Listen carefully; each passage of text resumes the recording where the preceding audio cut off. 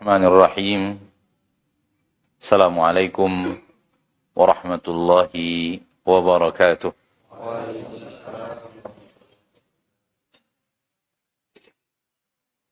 Innal hamdalillah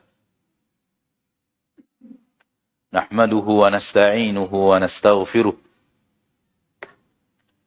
na'udzu billahi min shururi anfusina wa min sayyiati a'malina. من يهده الله فلا مضل له ومن يضلل فلا هادي له أشهد أن لا إله إلا الله وحده لا شريك له وأشهد أن محمدا عبده ورسوله صلى الله عليه وعلى آله وأصحابه ومن تبعهم بإحسان إلى يوم الدين وسلم تسليما كثيرا أما بعد. Pertama-tama sekali, mari kita bersyukur kepada Allah Tabaraka wa Ta'ala, Rabb yang telah memberikan kepada kita segala-galanya. Wallahi, segala yang kita miliki anugerah Allah. Semua yang kita rasakan daripada nikmat Allah yang Allah berikan kepada kita, dan tidak ada yang keluar sekecil apapun, bahwa itu adalah rahmat dan nikmat Allah yang Allah berikan kepada kita. Allah berfirman, "Wa ma bikum min ni'matin faminallah." Apapun nikmat yang ada pada kalian, semua itu nikmat yang datangnya dari Allah. Allah yang memberikannya kepada kita.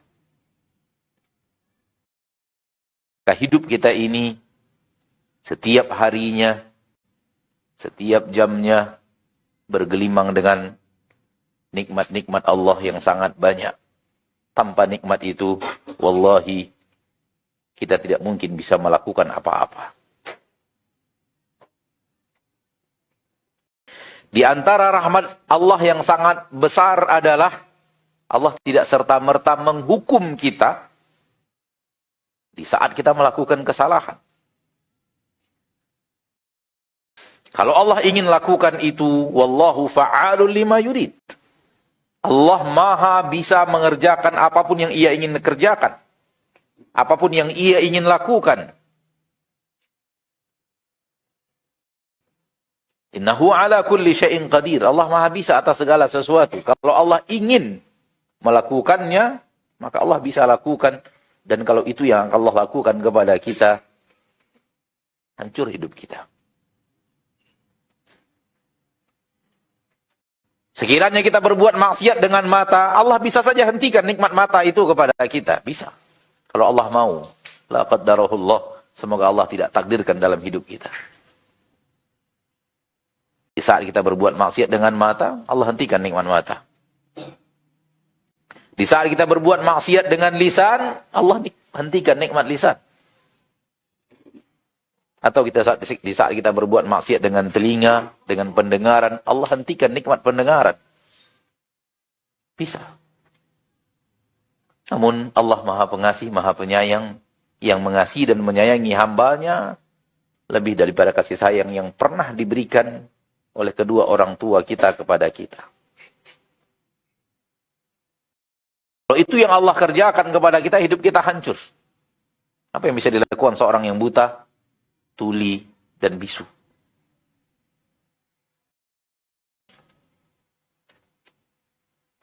Salawat dan salam kepada Rasul kita tercinta, Nabi kita yang mulia, suri tauladan kita. Dan umat Islam sepakat untuk mengatakan Rasulullah SAW adalah uswatun hasanah.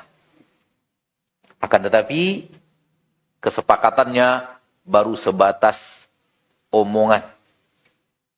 Baru sebatas perkataan. Baru sebatas pernyataan by lisan. Dan tidak cukup sampai di situ. Sampai perkataan tersebut dibuktikan oleh perbuatan. Sampai pernyataan tersebut dibuktikan dengan tindakan. Apakah benar Anda mengikuti Rasulullah SAW dan menjadikan Rasulullah SAW uswatun hasanah atau tidak? Seperti yang Anda nyatakan dengan lisan Anda. Butuh pembuktian dalam amalan. Dan amalan itu yang akan dinilai oleh Allah Tabaraka wa ta'ala. Karena boleh jadi orang yang menyatakan dengan lisannya Rasulullah adalah uswatun hasanah, adalah orang yang tidak menjadikan Rasulullah adalah uswatun hasanah. Na'udzubillahi min dzalik. Itulah dia dusta. Apa itu dusta? Dusta adalah perkataan Anda tidak sesuai dengan perbuatan Anda. Pernyataan tak sama dengan kenyataan. Itulah dia dusta, pernyataan yang dusta. Na'udzubillah an nakuna minal kadhibin. Kita berlindung kepada Allah supaya tidak dimasukkan ke dalam orang-orang yang berdusta dalam pernyataan kita. Kita menjadikan Rasulullah SAW uswatun hasanah. Dengan cara apa? Dengan cara kalau memang sampai kepada kita ilmu yang hak, sampai kepada kita kebenaran yang hak bahwa itu yang dilakukan Rasulullah SAW dan berbeda dengan yang kita lakukan, hendaknya kita tinggalkan apa yang kita lakukan, beralih kepada apa yang sampai kepada kita yang dilakukan oleh Rasul kita tercinta Muhammad sallallahu alaihi wasallam. Kalau tidak dikhawatirkan pernyataan kita tinggal sebatas pernyataan yang tidak ada di dalam kenyataan, dan itu adalah dusta.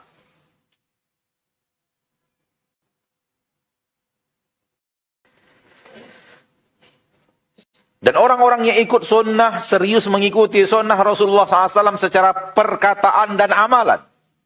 Mereka lah orang-orang yang nanti mendapatkan kenikmatan untuk meminum air dari telaga Rasul kita tercinta Muhammad SAW di padang mahsyar. Karena orang yang merubah-rubah agama, tak sesuai dengan apa yang dikatakan oleh Rasulullah SAW dan diamalkan oleh Rasulullah SAW, akan terhadang. Dihadang oleh malaikat-malaikat Allah Tabaraka wa Ta'ala, dan tentunya dengan perintah dari Allah untuk tidak mendekat kepada telaga Rasulullah sallallahu alaihi wasallam.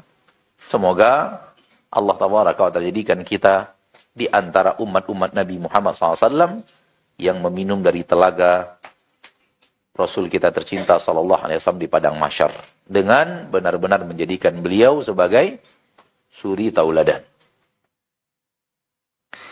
Ma'asyiral muslimin, ma'asyiral muslimat, rahimani wa rahimakumullah. Agama ini disebut oleh Allah di dalam Al-Quran jalan. Dan disebut juga oleh Rasul kita tercinta sallallahu alaihi wasallam di dalam hadis. Dia adalah jalan. Dan tidak ada dalil yang lebih jelas daripada ihdina as-sirata al-mustaqim. Ya Allah, berikan kami petunjuk ke jalan yang lurus. Dan jalan yang lurus itulah jalan Allah.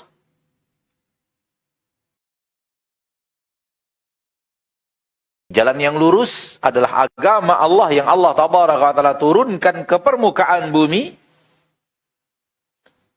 melalui wahyu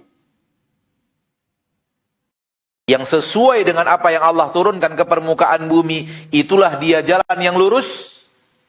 Yang tidak sesuai, itulah dia jalan yang salah dan keluar dan melenceng dan tersesat dari jalan yang lurus. Oleh karena itu, kita diajarkan oleh Allah Tabaraka wa Ta'ala untuk sangat peduli kepada jalan yang lurus, sampai kita diajarkan meminta jalan yang lurus kepada Allah, meminta petunjuk kepada jalan Allah yang lurus ini belasan kali setiap hari, atau mungkin puluhan kali setiap hari. Yang wajibnya saja 17.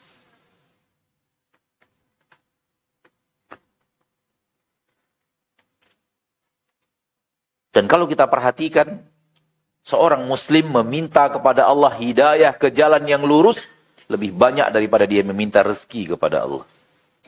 Lebih banyak daripada minta jabatan kepada Allah. Lebih banyak daripada dia meminta harta kepada Allah Tabaraka wa Ta'ala. Kalau dia mengerti apa yang dia baca di dalam salat dan mentadabburi apa yang dia baca di dalam salat dan di dalam bacaan-bacaan salatnya, baik ketika sujud, baik ketika i'tidal, baik ketika duduk di antara dua sujud atau tasyahud.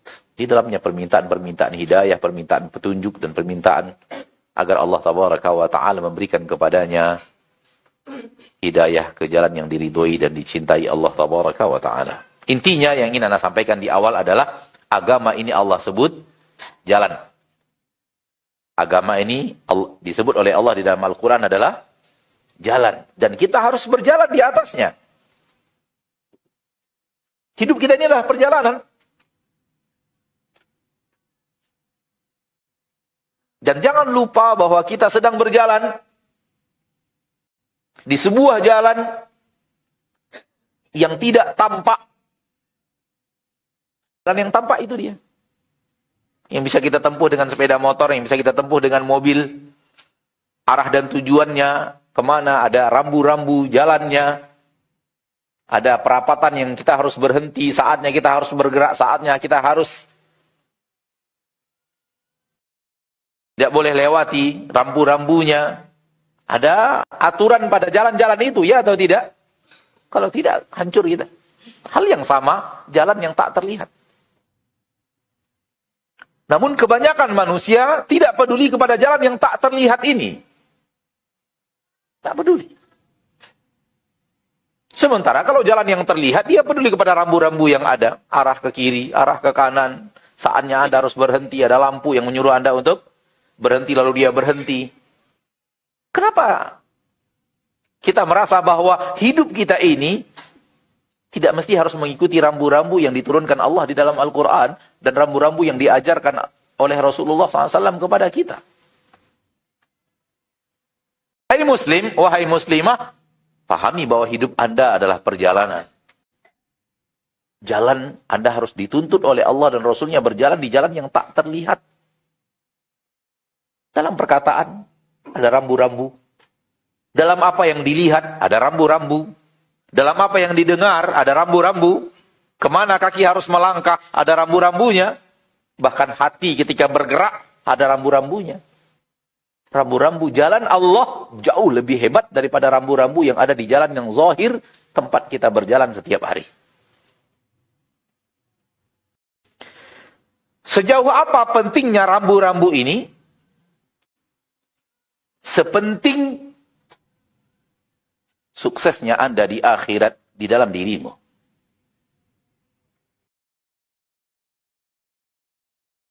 Sejauh apa kita merasa bahwa saya sangat membutuhkan, saya sangat perlu kepada kesuksesan akhirat.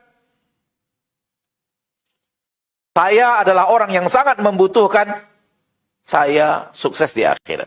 Sejauh apa itu di hati Anda, sejauh itulah Anda mengerti pentingnya rambu-rambu yang harus dijalani dalam kehidupan kita di permukaan bumi.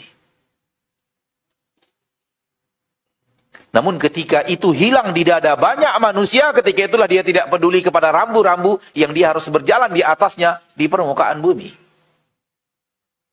Karena keinginannya terhadap kesuksesan akhirat melemah. Dan di sebahagian orang yang hidup di permukaan bumi tak ada.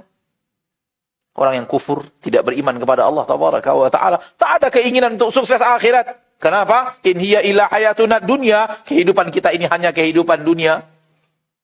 Tak ada lagi kehidupan pasca kematian. Pasca kematian yang ada selesai istirahat untuk selama-lamanya. Sehingga tak ada keinginan untuk akhirat. Oleh karena itu mereka tidak punya rambu-rambu kehidupan. Kenapa hidup mereka bebas?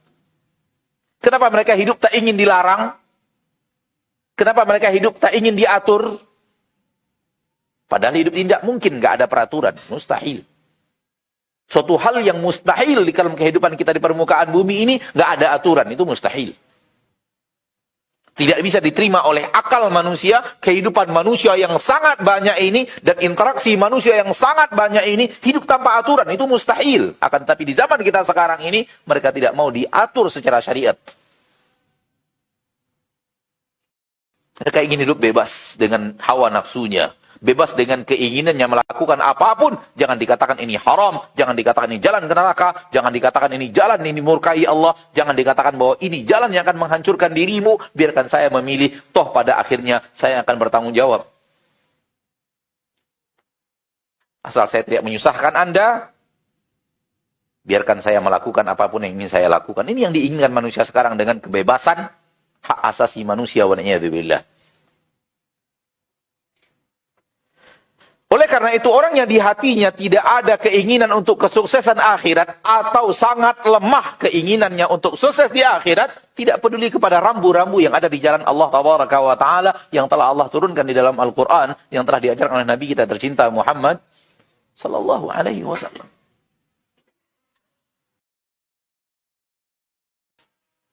Bapak Ibu yang dimuliakan Allah. Kira-kira kalau kita sekarang ini, umat kita sekarang, di zaman kita sekarang ini, kalau kita hidup rata-rata, kira-kira berapa sih usia kita? Hah? 70? 65 lah ya, tengah-tengah ya. 65 tahun. Hanya hidup 65 tahun. Kalau kita wafat, setelah kita wafat, sampai datangnya hari kiamat, tak tahu kita berapa ratus tahunnya, tak tahu kita. Entah sekian ratus tahun, entah lebih 1000 tahun, entah lebih 2000 tahun, Allahu a'lam. Selagi masih ada orang yang sholat mengucapkan la ilaha illallah, kiamat belum akan terjadi. Kiamat belum akan terjadi. Sampai seluruh penduduk bumi ini, tak ada lagi yang mengucapkan la ilaha illallah. Tak tahu kapan. Wallahu a'lam. Dan kita justru sekarang menyaksikan orang sedang rame-ramenya mempelajari agama Islam, walillahil hamd. Artinya usia kita dari kita wafat sampai hari kiamat saja jauh lebih panjang dari usia kita yang kita perkirakan dari berapa tahun? 65 tahun. Apakah selama di alam kubur itu secara iman kita tidak ada kehancuran dan kebinasaan yang harus kita hindari? Bagaimana cara menghindari kebinasaan di perjalanan alam kubur yang sangat panjang itu dibandingkan usia kita yang 65 tahun? Kalau bukan jalan mengikuti rambu-rambu yang diajarkan Allah Tabaraka wa Ta'ala kepada kita. Lalu Allah bangkitkan kita dari alam kubur. Bertemu dengan hari mahsyar. Hari berhisab, padang mahsyar. Satu harinya untuk hari berhisab di padang mahsyar itu 50.000 tahun. 50.000 tahun. Umur kita tadi di dunia berapa?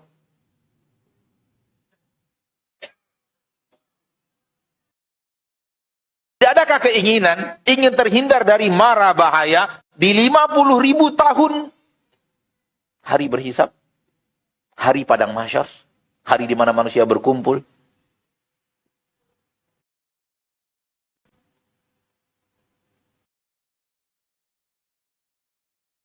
Tidak hanya itu baru hari mahsyarnya yang 50.000 tahun itu tak ada bandingnya dengan 65 tahun usia kita di permukaan bumi.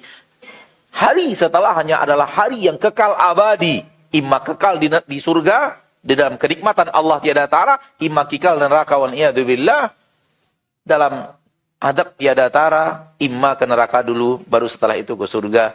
Na'udzubillah juga karena kita tidak sanggup ke neraka. Artinya apa?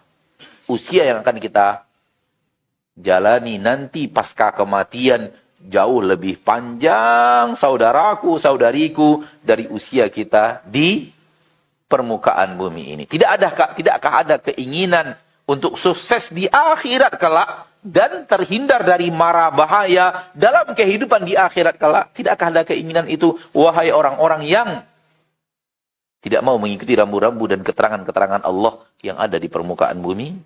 Kenapa saya katakan demikian? Karena kesuksesan di sana caranya sukses dalam menjalani rambu-rambu di permukaan bumi.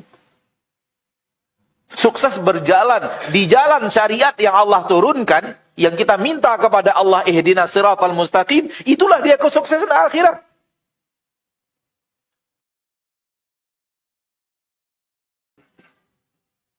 Hancur kita dalam menjalani rambu-rambu yang tak terlihat tadi, hancur juga kehidupan akhirat. Memang kehidupan akhirat itu panjang, tapi menentukannya dengan perbuatan dan amalan kita di permukaan bumi. Wahai muslimin, wahai muslimat.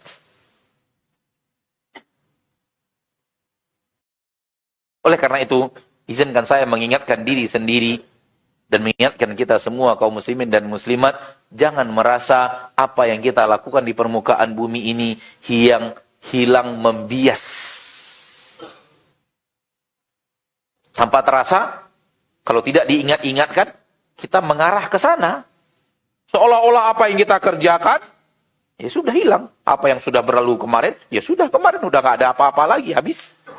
Apa yang kita katakan pada hari ini, besok sudah gak ada apa-apa lagi. Sudah selesai, urusan sudah selesai. Belum. Semua ini ada efeknya dalam kehidupan kita nanti di akhirat. Ini imannya orang yang beriman, yang tidak ada keraguan di dalamnya, ragu di dalamnya, berbahaya untuk keimanan seorang mukmin. Jadi apa yang kita katakan? Apa yang kita ucapkan? Apa yang kita lihat? Apa yang kita dengar? Apa yang kita ambil? Apa yang kita berikan? Apa yang kita pegang? Apa yang kita langkahkan kaki kita ke sana? Semua itu adalah perjalanan kita di padang mahsyar. Izinkan saya untuk mengatakan, Anda sedang mengukir perjalanan padang mahsyar dengan perjalanan agama Anda di permukaan bumi. Izinkan saya mengulang dengan mengatakan, perjalanan kita di permukaan bumi ini mengikuti sirat, jalan yang diajarkan Allah Tabaraka wa Ta'ala di dalam Al-Quran melalui wahyu yang telah Allah turunkan. Dengannya kita sedang mengukir perjalanan padang mahsyar kita. Baik itu dalam perkataan, penglihatan, pendengaran, amalan tangan, amalan kaki, amalan kulit, amalan hati. Oleh karena itu, orang yang sangat peduli kepada kesuksesan akhiratnya, peduli dengan jalannya di permukaan bumi, apakah di atas jalan Allah atau tidak. Apakah di atas jalan yang diridhoi Allah atau tidak? Apakah di atas jalan yang diizinkan Allah atau tidak? Kenapa? Karena dia tahu hari demi harinya sedang mengukir perjalanan akhirat. Apa yang ada di akhirat, saudaraku? Yang ada di akhirat adalah ganjaran atas amalan di permukaan bumi. Ya atau tidak? Ali bin Abi Thalib radhiyallahu anhu mengatakan, al-yauma amalun wala hisab. Di dunia ini amal, nggak ada yaumul hisab. Wa ghadan hisab wala amal. Nanti di akhirat yang ada adalah hisab, tak ada amal. Perjalanan padang mahsyar hanyalah buah dari perjalanan di permukaan bumi. Apakah kita benar-benar berjalan di jalan yang diridhoi Allah atau tidak? Apakah kita benar-benar berjalan di atas jalannya Allah atau tidak? Apakah kita benar-benar berjalan di atas jalan yang lurus atau tidak? Silahkan pilih. Pada dasarnya kita mempertanggungjawabkan apa yang kita pilih. Allah sudah mengatakan kepada kita, man amila salihan fali nafsih. Barang siapa yang beramal saleh, dia yang akan mendapatkan hasil daripada amal saleh itu. Wa man asaa fa 'alaiha. Dan barang siapa yang berbuat buruk, dia yang akan menanggung akibat perbuatan buruknya. Dalam ayat yang lebih ringkas, laha ma kasabat wa 'alaiha maktasabat. Dan semua kita insyaallah baik yang hadir di sini atau yang menyaksikan acara ini tahu persis itu, hanya saja sering kalau tidak diingatkan lagi hilang. Sehingga kalau kita ngomong nggak kontrol. Apa yang diomongkan seolah-olah apa yang kita omongkan tuh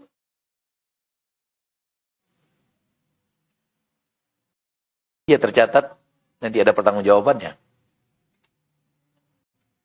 Seolah-olah ketika kaki kita mau melangkah, selesai. Tanpa ada perhitungan. Nah, nanti akan dipertanggungjawabkan. Dalam Al-Quran surah Al-Kahfi, wa wudi'al kitab, insyaallah mayoritas kita dekat dengan surah Al-Kahfi. Wa wudi'al kitab fataral mujrimina mushfiqina mimma fihi wa yaquluna ya wailatana ma li hadzal kitabi la yughadiru saghiratan wala kabiratan illa ahsaha wa wajadu ma 'amilu hadira wa la yadhlimu rabbuka ahada. Silakan lihat surah Al-Kahfi ayat yang udah lihat aja nanti.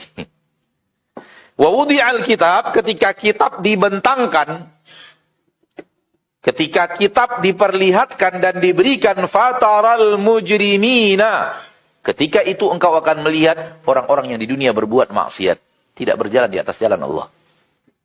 Allah suruh dia ke kanan, dia ke kiri. Allah suruh dia ke kiri, dia ke kanan. Allah suruh dia berhenti, dia jalan. Allah suruh dia jalan, dia berhenti. Tidak mengikuti rambu-rambu yang diajarkan Allah Tabaraka wa Ta'ala di dalam agama yang Allah katakan ini adalah jalan.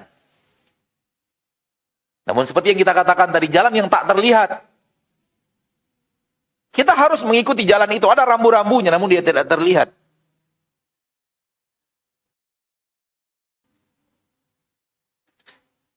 Fataral mujrimina, engkau akan melihat dan menyaksikan orang-orang yang berbuat maksiat, yang tidak mau berjalan di atas jalan yang telah Allah ajarkan di permukaan bumi, musyfiqina, mereka ketakutan. Mimma fihi, dari apa yang ada dalam catatan yang sampai kepada mereka dari catatan biografi hidupnya.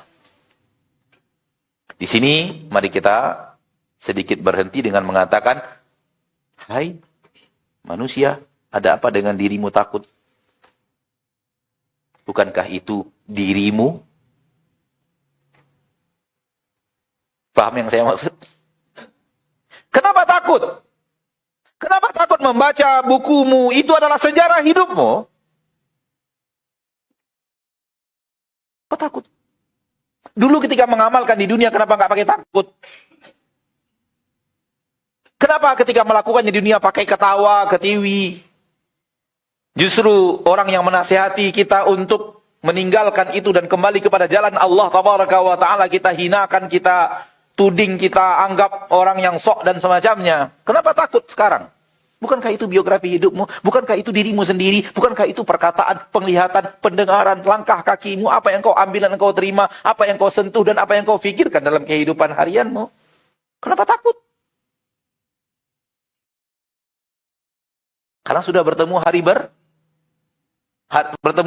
hari berhisab. Sudah sangat yakin saya akan dihisab. Oleh karena itu takut. Keyakinan akan dihisab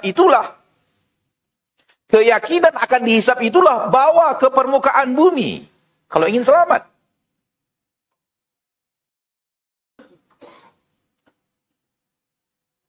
Ini yang saya katakan tadi, hilang dari banyak dada manusia di zaman sekarang. Kita tidak berbicara orang yang tidak beriman dengan hari akhirat lah. Nggak bisa kita bicarakan mereka, karena memang pada dasarnya mereka tidak percaya dengan adanya hari berhisab. Mau gimana? Bagaimana menyuruh mereka untuk... Kita bicara umat Islam yang percaya bahwa mereka akan dibangkitkan, dan mereka akan dimintai pertanggungjawaban, dan mereka akan dihisab oleh Allah Ta'ala, dan mereka akan bertemu dengan catatan kitab mereka. Namun yang terjadi adalah syaitan menghilangkan perlahan-perlahan dengan kenikmatan dunia, dengan perhiasan dunia, dengan rutinitas dunia, hilang rasa bahwa apapun yang saya ucapkan akan dihisab, apapun yang saya dengar akan dihisab, apapun yang saya lihat akan dihisab, kemanapun saya melangkah akan dihisab, apapun yang saya beri, apapun yang saya terima akan dihisab.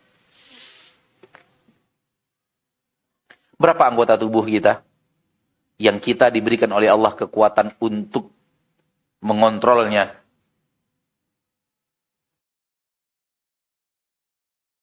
Mata, telinga, lisan, kaki, tangan, hidung, hati. 7? 7 atau tidak? Betul atau tidak?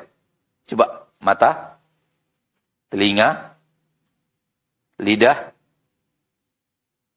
tangan, kaki, hidung, kita punya kontrol. Kita diberikan Allah kekuatan, kemampuan untuk sama hati. Adapun anggota tubuh yang lain, jantung, pankreas, darah, usus, yang lebih banyak, yang lebih penting kita nggak ada kemampuan apapun. Dia berjalan sesuai dengan keinginan Allah, bukan keinginan kita. Tidak ada masyiah kita untuk bisa menguasai perjalanannya, ya atau tidak? Maka apabila kita melihat di dalam Al-Quranul Karim, ada 7 juga yang akan dimintai pertanggungjawaban dari organ tubuh.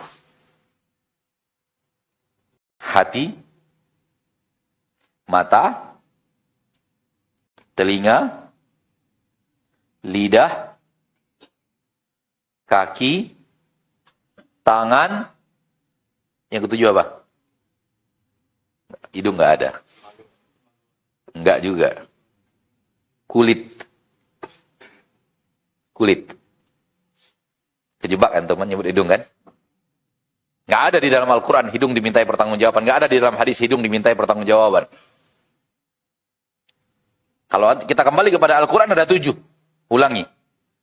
Hati, mata, telinga, lisan, kaki, tangan, kulit. Itu yang ada di dalam Al-Quran. Wallahu alam. Kenapa hidung tidak? Kenapa kulit? Wallahu alam. Kemungkinan karena maksiat kulit lebih banyak daripada maksiat hidung. Manusia berbuat maksiat kepada Allah dengan kulit lebih banyak dibanding manusia berbuat maksiat kepada Allah dengan hidung. Wallahu alam. Oleh karena itu hidung tidak disebut, yang disebut adalah kulit. Dan kemaluan bahagian daripada kulit, karena yang diinginkan adalah rasa daripada kulit. Nah, semua akan dimintai pertanggungjawaban, saudaraku.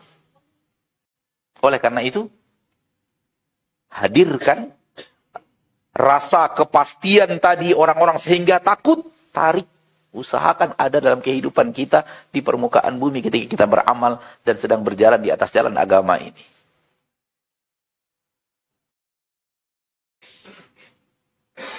Berapa menit lagi ke azan? 10 menit. Baik, ingatkan anak ya. Karena anak orang Pekanbaru jadi kurang tahu jadwal Jakarta.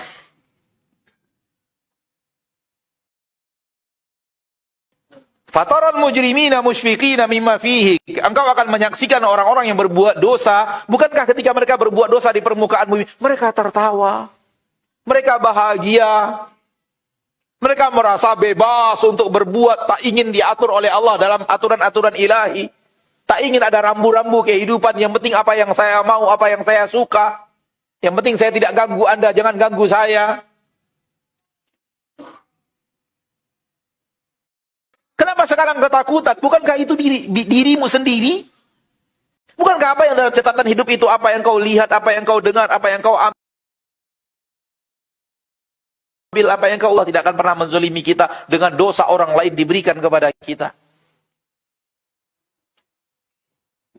Kecuali satu bab. Itu pun karena dosa kita juga. Yaitu al-hisab, pembalasan. Di saat pahala seorang insan tak ada lagi, habis karena harus membayar orang-orang yang dia zolimi, sehingga dosa orang yang dia zolimi diberikan kepada dirinya. Itu satu-satunya kita mendapatkan dosa orang lain. Itu pun karena dosa kita juga. Tanggung jawab. Namun ketakutan di sana adalah disebabkan dia sangat yakin dia akan dihisab oleh Allah Taala. Oleh karena itu, kenapa penting untuk selalu mengingat dalam perjalanan kita di permukaan bumi ini, semua yang kita lakukan akan dihisab.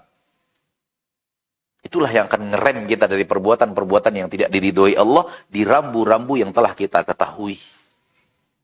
Semakin yakin kita bahwa kita akan dihisab, semakin kita peduli dengan apa yang kita ucapkan, apa yang kita lihat, apa yang kita dengar, apa yang kita beri, apa yang kita terima, kemana kaki akan melangkah. Apa yang kita sentuh bahkan. Dan apa yang kita fikirkan di hati kita. Untuk melegalkan apa yang saya mau terserah saya, mereka memberikan sebuah syubhat bahwa kebenaran itu belum pasti. Kebenaran belum pasti. Dan ini kita dengarkan. Mereka mengatakan, tak ada, kebenaran itu tidak pasti. Kebenaran dalam bahasa mereka mengatakan, kebenaran itu relatif, saudaraku. Anda mengatakan itu jalan Allah, menurut Anda, orang lain mengatakan bukan itu jalan Allah. Yang lain merasa bukan itu. Maka kebenaran itu diperumumkan relatif. Kita tidak tahu harus mengikuti yang mana, maka izinkan saya mengikuti apa yang saya yakini daripada kebenaran. Jangan paksa saya mengikuti kebenaran seperti yang Anda pahami. Itu terdengar. Itu digaungkan. Itu disampaikan. Kebenaran itu belum jelas. Kebenaran itu relatif. Buktinya, saya memahami ini yang benar. Si A memahami itu yang benar. Si B memahami itu yang benar. Si C memahami itu yang benar. Beda, pemahaman kita beda. Nggak tahu di mana siapa di antara kita yang benar. Dan ini adalah dusta terbesar di permukaan bumi. Kalau kebenaran di permukaan bumi tidak ada, lalu kenapa kita minta kepada Allah, ihdinas siratal mustaqim? Kalau kebenaran di permukaan bumi belum jelas, ada apa kita minta hidayah kepada Allah? Kalau kebenaran di permukaan bumi tidak jelas, saudaraku, untuk apa Allah turunkan Al-Quran? Yang Al-Quran itu membedakan antara yang hak dan yang batil. Syahrul Ramadan alladzi unzila fihi al-Qur'anu hudan linnas, petunjuk untuk manusia. Begini loh yang benar, begini loh yang salah. Wa bayyinatin minal huda wal furqan, pembeda antara hak dan batil. Wallahi tidak ada yang haram di permukaan bumi ini yang Allah dan Rasulnya belum terangkan, itu haram. Dan tidak ada yang halal yang Allah dan Rasulnya belum terangkan bahwa itu halal. Bukankah itu petunjuk? Tapi saya memahaminya berbeda, Anda memahami berbeda, itu beda pemahaman Anda. Bukan tidak ada petunjuk di permukaan bumi tentang kebenaran. Jalan Allah sudah jelas. Allah mengatakan tentang Rasulnya tercinta, innaka laminal mursalin ala siratim mustaqim, di awal-awal surat Yasin. Innaka laminal mursalin, engkau benar-benar di antara utusan Allah, wahai Rasul, wahai Nabi, ala siratim mustaqim, engkau berada di atas jalan yang lurus. Berarti jalan yang lurus pernah ada di permukaan bumi. Itulah jalan Nabi kita tercinta Muhammad sallallahu alaihi wasallam. Di awal surat Yasin, awal surat Yasin wal Qur'anil Hakim, innaka laminal mursalin ala siratin mustaqim. Di akhir surat Asy-Syura, ayat kesekian, intinya akhir surat Asy-Syura, Allah tabaraka wa taala mengatakan kepada kita tentang Nabi kita tercinta dan dakwah Nabi kita tercinta Muhammad sallallahu alaihi wasallam, wa innaka latahdi ila siratim mustaqim. Engkau benar-benar mengajak manusia ke jalan yang lurus. Maka dengan diturunkannya Al-Quran, jalan yang lurus sudah diterangkan. Dan dengan diutusnya Nabi kita tercinta Muhammad sallallahu alaihi wasallam, seluruh jalan yang lurus sudah jelas. Kalau jalan yang lurus sudah jelas, otomatis jalan yang melenceng pun sudah diketahui.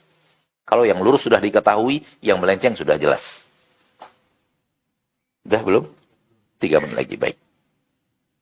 Dan saudaraku, saudariku, kaum muslimin dan muslimat, jalan yang lurus itu lebih sedikit daripada jalan yang melenceng.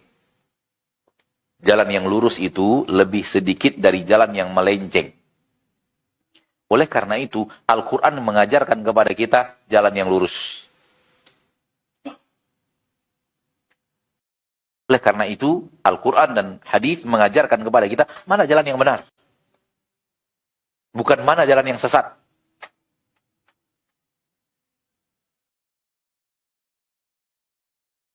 Kenapa agama ini bisa mengajarkan semuanya? Karena agama mengajarkan yang terkecil. Contoh. Dalam masalah makanan, mana yang lebih banyak yang boleh dimakan dengan yang tak boleh dimakan. Banyak yang boleh. Agama tidak mengajarkan kepada kita mana yang boleh. Tapi agama mengajarkan kepada kita mana yang tidak boleh. Coba perhatikan. Agama pasti mengajarkan yang paling sedikit. Dengan kita tahu mana yang tidak boleh, maka terbahaslah semua mana yang boleh. Paham maksudnya? Yang diajarkan oleh Allah tentang makanan, minuman yang haram yang diajarkan kepada kita. Kenapa? Karena yang haram yang sedikit. Kalau agama mengajarkan mana yang boleh, kacau kehidupan kita memiliki agama. Susah. Ketika para sahabat, pernahkah antum bayangkan kalau di zaman para sahabat, Nabi mengatakan halalnya pete. Bagaimana cara sahabat tahu pete itu apa sih? Tidak. Pete halal atau tidak? Dari mana tahunya halal? Karena tidak ada larangan untuk memakannya. Paham yang saya maksud? Maka agama membahas yang sedikit. Dengan membahas yang sedikit, seluruh yang tidak terbahas, hukum yang berbeda. Maka jalan yang lurus, jalan yang sedikit. Jalan yang sesat banyak. Yang dibahas oleh agama Allah, jalan yang sedikit. Baik, kita lanjutkan insyaAllah. Kita panjangkan ini sedikit nanti setelah kita setelah kita melakukan sholat isya berjamaah. InsyaAllah ta'ala, dan kita lanjutkan juga dengan tanya jawab. Wassallallahu wasallam wa baraka wa anam ala abdihi wa rasulihi Muhammad.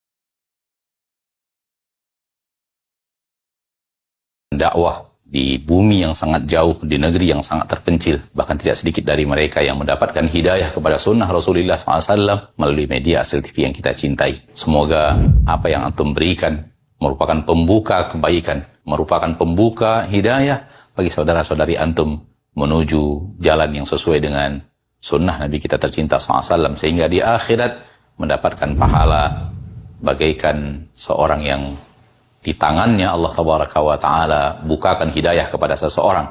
Seperti yang dikatakan Nabi kita tercinta SAW, la iyahdiyallahu bika rajulan wahidan khairun laka min humurin na'am. Sekiranya satu orang mendapatkan hidayah melalui dirimu, melalui usahamu, melalui apa yang telah engkau berikan, melalui apa yang telah engkau dakwahkan, maka itu lebih baik daripada unta merah. Sebagian para ulama mengatakan lebih baik daripada dunia dan perhiasannya. Sallallahu wasallam wa baraka wa an'am ala abdihi wa rasulihi Muhammad. Walhamdulillahi rabbil alamin. Assalamualaikum warahmatullahi wabarakatuh.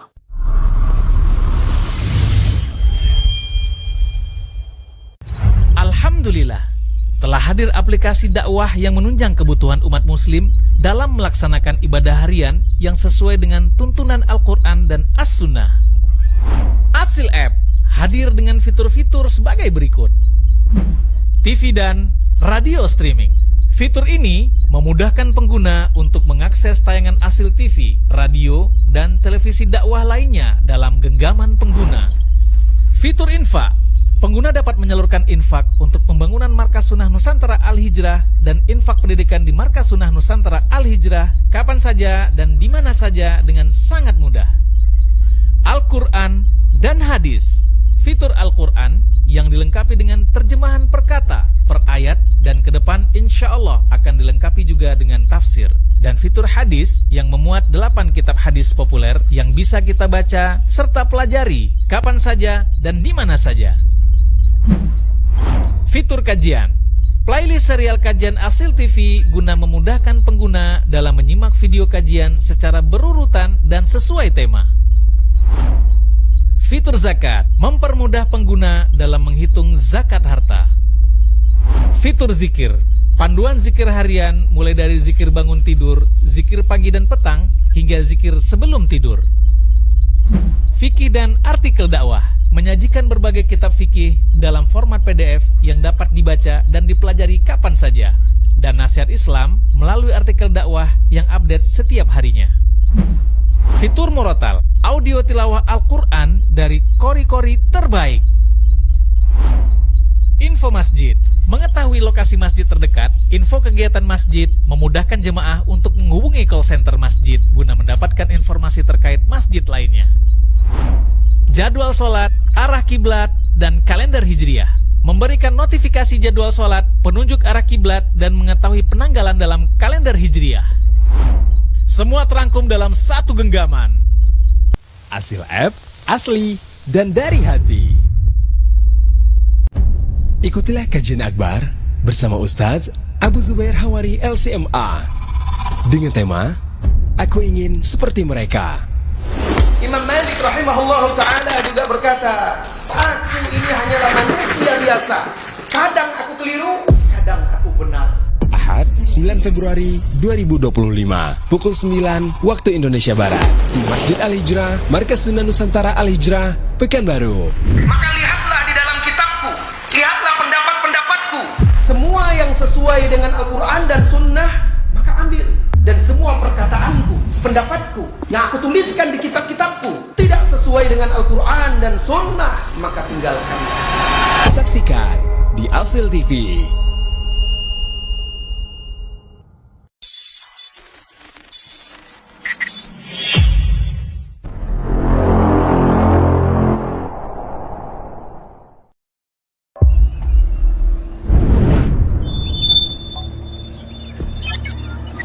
Assalamualaikum warahmatullahi wabarakatuh. Pemirsa Asil TV, rahimani wa rahimakumullah. Alhamdulillah, atas rahmat dan nikmat Allah tabaraka wa taala, Masjid Al-Hijrah sudah seperti yang antum lihat. Semua itu karena rahmat dan nikmat Allah tabaraka wa taala. Kemudian karena kerjasama yang luar biasa, partisipasi yang luar biasa dari Anda, saudaraku, saudariku, kaum muslimin dan muslimat, yang hanya Allah tabaraka wa taala yang tahu dalam partisipasi Anda yang dengannya Allah tabaraka wa ta'ala wujudkan sebuah niat yang luar biasa dari pencapaian pembangunan Masjid Al-Hijrah di Markas Sunnah Nusantara Al-Hijrah dan asrama untuk para santri yang belajar di Markas Sunnah Nusantara Al-Hijrah. Tidak terasa setelah sekian lama kita berpartisipasi, Masjid Al-Hijrah sudah seperti yang antum lihat. Lantai dasar, yaitu basement daripada masjid, alhamdulillah struktur sudah selesai, dan sebahagian ruang telah dijadikan tempat sholat dan aktivitas-aktivitas belajar agama. Para santri belajar di dalam masjid, kita melakukan majelis ta'lim, kita melakukan tahfiz Al-Quran, tahsin Al-Quran, dan yang lainnya. Itu sudah berjalan lebih daripada 2 tahun, walillahil hamd. Akan tetapi proses pembangunan masih terus berlangsung, ma'asyarul muslimin wal muslimat, dan kita masih membutuhkan partisipasi antum, menginfakkan sebahagian daripada rezeki yang Allah tabaraka wa ta'ala berikan kepada kita untuk pembangunan Masjid Al-Hijrah di Markas Sunnah Nusantara Al-Hijrah dan pembangunan asrama untuk tempat para penuntut ilmu belajar ilmu agama di Markas Sunnah Nusantara Al-Hijrah. Berikut ma'asyarul muslimin, kita akan berada di di dalam masjid yang akan kita lanjutkan proses pembangunannya. Para pemirsa Asil TV, rahimani wa rahimakumullah, saya sekarang berada di dalam bangunan Masjid Al-Hijrah di Markas Sunnah Nusantara Al-Hijrah, Pekanbaru. Satu lantai di bawah kita, yaitu basement, yang sekarang kita jadikan sebagai ruang sholat sementara. Sampai tempat ini bisa Allah mudahkan untuk kita gunakan sebagai ruang sholat. Kondisi seperti yang antum lihat bahwa struktur telah terwujud. Alhamdulillah, butuh untuk pemasangan dinding dan arsitek interior masjid bi'idnillahi azza wajal. Ini akan segera kita laksanakan bi'idnillahi azza wajal. Dan apabila tempat ini telah bisa digunakan untuk ruang sholat, segera kita akan pindah dari basement untuk naik ke lantai dasar ruang sholat, lantai 1 daripada Masjid Al-Hijrah. Tentu membutuhkan, seperti yang antum lihat, masih membutuhkan banyak hal agar bisa digunakan sebagai ruang sholat. Dan ini insya Allah peruntukannya adalah, peruntukan akhir dan finalnya adalah ruang sholat ikhwan. Dan insya Allah ada satu lagi lantai di atas biiznillahi azza wajal yang final peruntukannya adalah insya Allah untuk ruang sholat akhwat. Tentu semua ini berjalan dengan proses. Apa yang bisa kita gunakan terlebih dahulu. Kita akan jadikan ini ruang sholat biiznillahi azza wajal untuk ikhwan dan akhwat. Sehingga ketika bahagian daripada ruang akhwat sudah bisa dijadikan tempat sholat, maka kita akan pisahkan lantai ini insya Allah spesial untuk ikhwan dan lantai atas spesial untuk akhwat. Tidak hanya untuk kegiatan sholat, tapi disinilah nanti bi'idnillahi azza wajal para santri akan belajar. Karena Markas Sunnah Nusantara Al-Hijrah, santrinya belajar di dalam masjid. Para pemirsa, rahimani wa rahimakumullah, kalau tadi ana sedang berada di lantai 1 Masjid Al-Hijrah di Markas Sunnah Nusantara Al-Hijrah, sekarang ana sedang berada di lantai 2 pembangunan Masjid Al-Hijrah. Seperti yang antum lihat situasi dan kondisinya, dan bisa antum saksikan di layar kaca bahwa pembangunan masih terus berjalan. Kita masih membutuhkan pembangunan tiang-tiang dan rooftop. Kedepannya biiznillahi azza wajal, final peruntukan ini adalah untuk ruang sholat sekaligus tempat belajar para penuntut ilmu, akhwat, ruang kegiatan, ruang sholat, ruang kajian, ruang belajar di Masjid Al-Hijrah. Saudaraku, saudariku kaum muslimin dan muslimat, seperti yang Anda lihat, pembangunan masih terus berjalan. Scaffolding masih berdiri untuk pembangunan rooftop dari lantai 3 Masjid Al-Hijrah. Bersama Anda, insyaallah tabaraka wa ta'ala, kita akan lanjutkan perjuangan kita menegakkan agama Allah, mewujudkan sebuah masjid, tempat di mana anak-anak kaum muslimin dan muslimat belajar ilmu agama azza wajal. Semua akan dimudahkan Allah tabaraka wa ta'ala. Kemudian dari Anda saudara-saudariku kaum muslimin dan muslimat, mari infakkan sebahagian daripada rezeki yang Allah berikan kepada Anda dalam rangka fastabiqul khairat, membangun kemuliaan di sisi Allah dengan menginfakkan sebahagian yang dirizkikan oleh Allah tabaraka wa ta'ala. Rasulullah SAW bersabda, anfiq yunfiqillahu alaik. Infakkan hartamu, maka Allah tabaraka wa ta'ala akan berinfak kepadamu. Rasulullah SAW bersabda, mana qasad sodaqatun min man. Sebuah sodaqah tidak akan pernah mengurangkan harta. Sallallahu wasallam wa baraka wa an'am ala abdiki wa rasulihi Muhammad.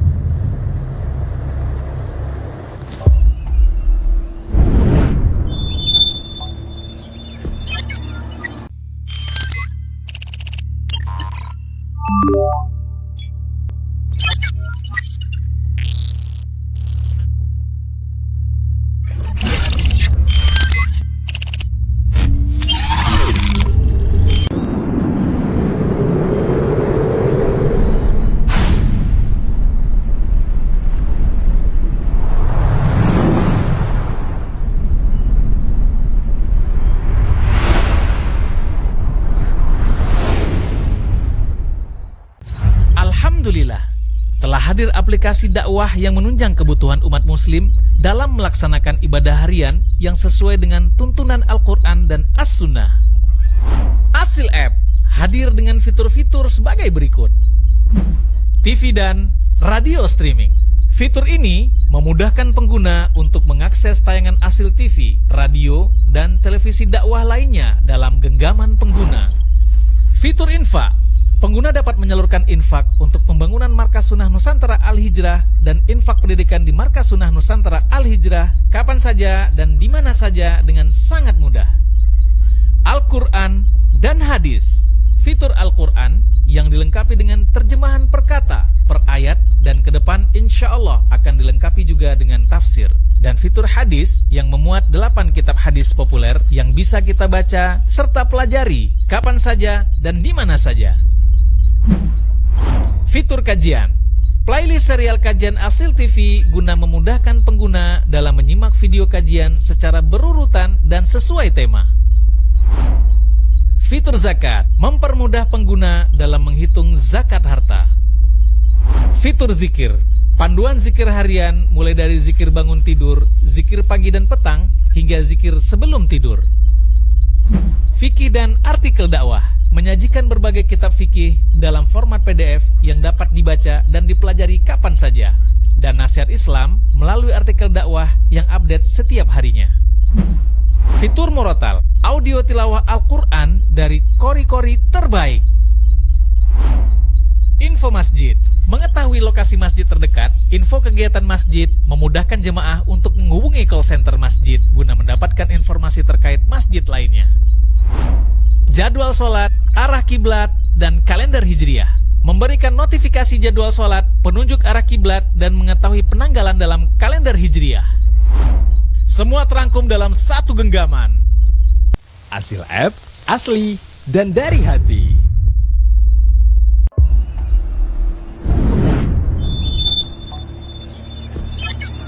Assalamualaikum warahmatullahi wabarakatuh. Jamaah rahimakumullah.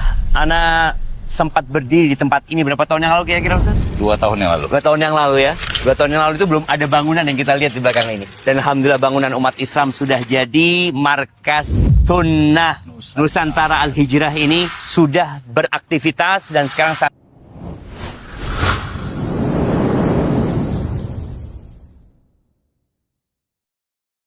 Allahu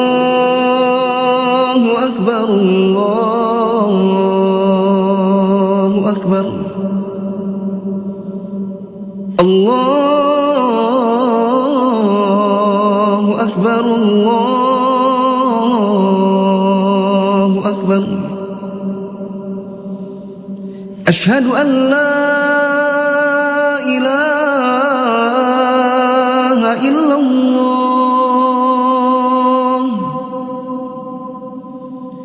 Ashhadu an la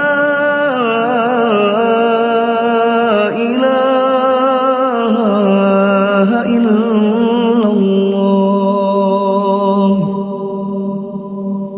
Ashhadu anna Muhammadar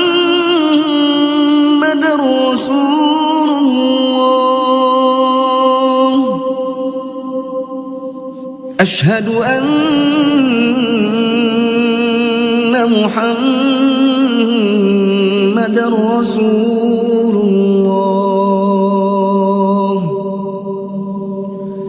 Hayya 'alas salah, hayya 'alas salah,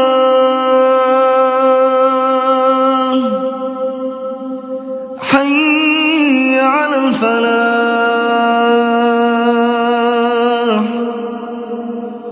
hayya 'alal falah.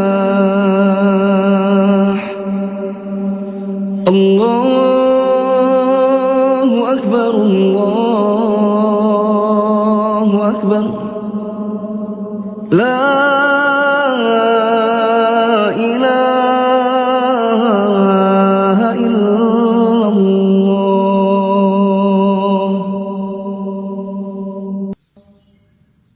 اللهم صل على محمد وعلى آل محمد كما صليت على آل إبراهيم إنك حميد مجيد. اللهم بارك على محمد وعلى آل محمد كما باركت على آل إبراهيم إنك حميد مجيد. اللهم رب هذه الدعوة التامة والصلاة القائمة آت محمدا الوسيلة والفضيلة وابعثه مقاما محمودا الذي وعدته.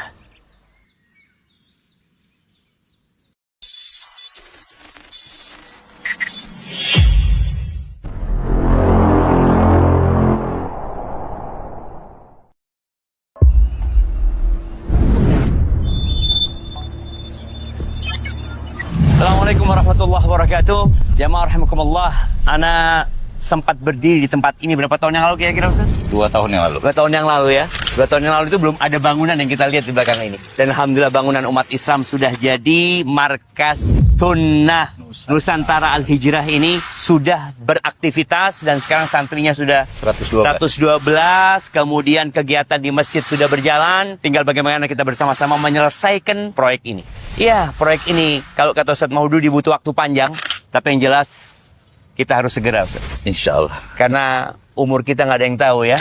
Tapi yang jelas yang akan kita bawa ada apa yang kita amalkan ya. Ya. Ketika seorang mati, dia nggak bawa mobilnya, nggak bawa rumahnya, tapi amalan akan dia bawa. Paling tidak antum punya sesuatu yang antum titipkan di tempat ini. Bersama-sama kita menuju ke surga insya Allah. Dan harapan besar ana, markas ini segera selesai dan bisa menampung santri 4.200. 4.200. Anak-anak sampai orang tua, laki-laki dan perempuan. Jadi ada pondok lansia nanti Ustaz ya. Insya Allah. Seperti itu. Jazakallah khair buat umat Islam. Assalamualaikum warahmatullahi wabarakatuh.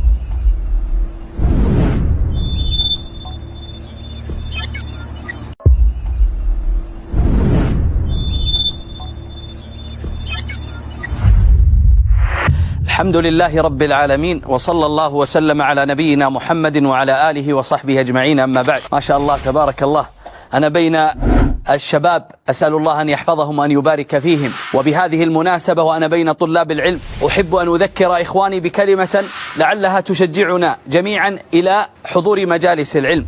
يقول النبي صلى الله عليه وسلم: من سلك طريقا يلتمس فيه علما سهل الله له به طريقا إلى الجنة. فخطواتك التي تمشي بها لحضور مجلس علمي هي حقيقتها تسهيل لطريقك إلى الجنة. وكذلك أيها الأحبة الله عز وجل فرق بين أهل العلم وغيرهم فقال: قل هل يستوي الذين يعلمون والذين لا يعلمون إنما يتذكر أولو الألباب. فأهل العلم يختلفون عن غيرهم، بل هم ورثة الأنبياء كما قال النبي صلى الله عليه وسلم: وإن العلماء ورثة الأنبياء وإن الأنبياء لم يورثوا دينارا ولا درهما وإنما ورثوا العلم. فمن أخذه أخذ بحظ وافر، أي أخذ بنصيب وافر من الأشياء التي يدرسها وتقربه إلى الله عز وجل. فأوصي إخواني المسلمين في مشارق الأرض ومغاربها إلى حضور مجالس العلم وإلى شهودها. وكما قال الإمام أحمد: ولتكن هذه وصيتنا جميعا من المحبرة إلى المقبرة، يعني أن طلب العلم يستمر حتى ندخل القبر. أسأل الله عز وجل أن يجعلنا وإياكم ممن طال عمره وحسن عمله ومن أهل العلم الذين هم أهل خشية الله عز وجل. والله أعلم، وصلى الله وسلم على نبينا محمد.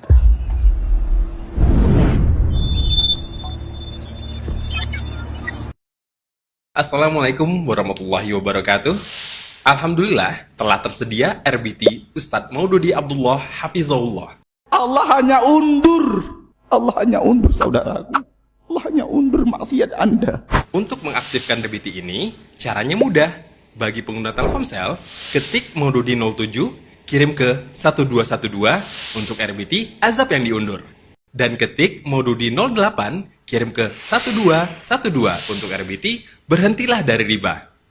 Bagi pengguna Excel, ketik Maududi 07, kirim ke 1818 untuk RBT azab yang diundur.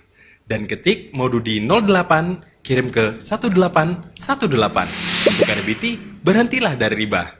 Dan bagi pengguna Indosat, ketik MG spasi Maududi 07, kirim ke 808 untuk RBT azab yang diundur. Dan ketik MG spasi Maududi 08, kirim ke 808 untuk RBT berhentilah dari riba. Dengan mengaktifkan RBT ini, Anda telah turut serta membantu operasional dakwah Asyil TV. Jazakumullah khairan.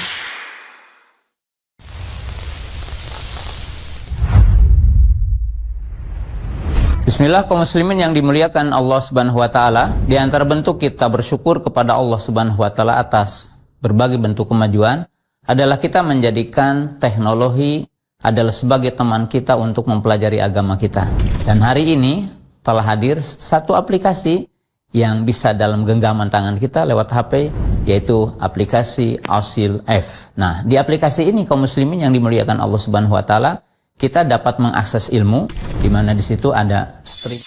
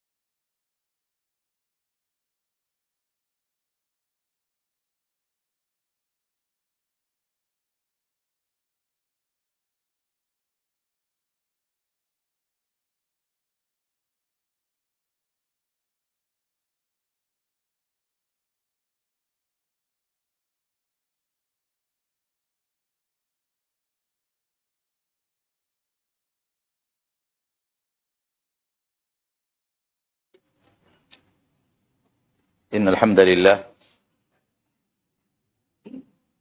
نحمده ونستعينه ونستغفره ونعوذ بالله من شرور أنفسنا ومن سيئات أعمالنا من يهده الله فلا مضل له ومن يضلل فلا هادي له أشهد أن لا إله إلا الله وحده لا شريك له وأشهد أن محمدا عبده ورسوله لا نبي بعده أما بعد. Kesempurnaan agama Islam dan kesempurnaan aturan-aturan rambu-rambu yang ada di dalam agama Islam sehingga dia bisa mencapai agama yang bisa diamalkan sepanjang masa dan tidak pernah salah sepanjang masa. Terjadi perubahan generasi, terjadi perubahan waktu, terjadi perubahan adat istiadat, yang agama Allah tidak akan pernah keluar daripada kebenaran. Walaupun bergantinya generasi dan bergantinya kebiasaan dan yang lainnya. Tadi sudah kita katakan bahwa kenapa agama Allah ini bisa membahas segalanya. Karena agama Allah membahas yang sedikit. Kita sudah contohkan tadi, makanan antara yang halal dan yang haram, ternyata yang sedikit adalah yang haram. Maka yang dibahas di dalam agama kita yang haram. Hal yang sama ketika seorang sahabat bertanya kepada Nabi kita tercinta sallallahu alaihi wasallam, "Wahai Rasulullah, seorang lelaki yang berihram, apa yang boleh dia pakai?" Rasul sallallahu alaihi wasallam menjawab, apa yang tidak boleh dia pakai. Padahal pertanyaannya, apa yang boleh dia pakai? Rasul tidak menjawab apa yang boleh dia pakai karena terlalu banyak yang akan dikatakan boleh. Maka Rasul hanya menjawab yang tidak boleh dipakai. Itu ada 4. Penutup kepala, baju, celana, dan alas kaki yang sampai menutupi mata kaki. 4 kategori pakaian ini nggak boleh dipakai oleh lelaki yang mahram, yang muhrim. Lelaki yang muhrim, yang sedang berihram, tidak boleh memakai 4 kategori pakaian. Padahal pertanyaan sahabat itu, apa yang boleh dipakai? Rasul menjawab, apa yang tidak boleh? Karena yang tidak boleh dipakai sedikit. Adapun yang boleh banyak. Wanita yang boleh dinikahi dengan wanita yang tidak boleh dinikahi, mana yang lebih sedikit? Yang lebih sedikit adalah yang tidak boleh dinikahi. Oleh karena itu agama Allah membahas yang tidak boleh dinikahi. Ada 13 wanita yang ada dalam Al-Quran surah An-Nisa itu nggak boleh dinikahi. Wanita ini, yang kategori 13 ini, nggak boleh dinikahi. Kenapa? Karena yang lainnya terlalu banyak yang mau dibicarakan tentang wanita yang boleh dinikahi. Hal yang sama ketika Allah bicara bagaimana sholat yang benar. Bagaimana puasa yang benar. Bagaimana haji yang benar. Bagaimana takziah yang benar. Kenapa? Karena ini yang sedikit. Dengan memahami sholat yang benar, tahulah kita mana sholat yang salah. Bagaimana puasa yang benar? Ini yang sedikit bahasannya. Karena pelaksanaan puasa yang sangat banyak, yang salah dilakukan orang.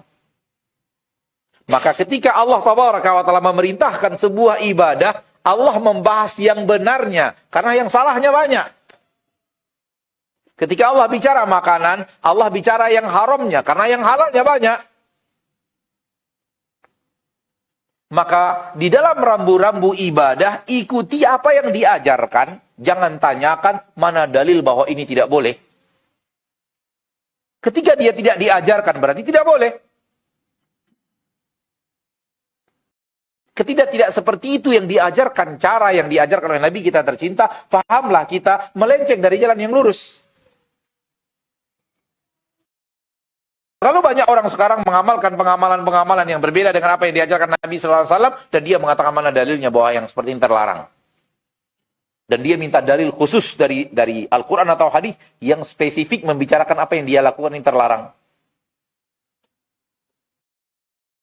Ketika tidak sesuai dengan apa yang dikerjakan Rasul dari ibadah, pahamlah kita itu berbeda dengan apa yang diajarkan Rasul, dan larangannya secara umum. Jauhi perbuatan yang tidak sesuai dengan apa yang aku amalkan.